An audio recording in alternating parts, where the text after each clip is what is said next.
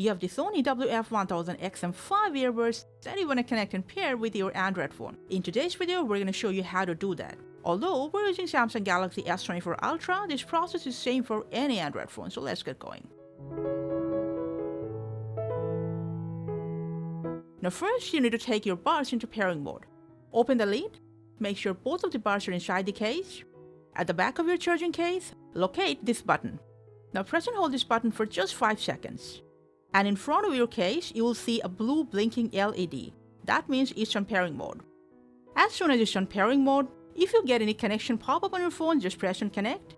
Follow the on-screen prompts, set up Google Assistant if prompted, agree to the terms and conditions when they appear, and when you end up in this section, that means the setup is complete. But just in case if you don't get a pop-up, don't worry. You can pair it as well from your settings, go to Bluetooth settings, and when the device name pops up in the available devices list, just tap on it to pair. And if you get any pairing pop-up, confirm the pairing process.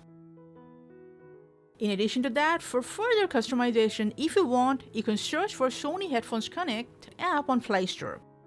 You can then download, install, and set it up, and then you can explore all these functions and settings and change it according to your own preference and comfort.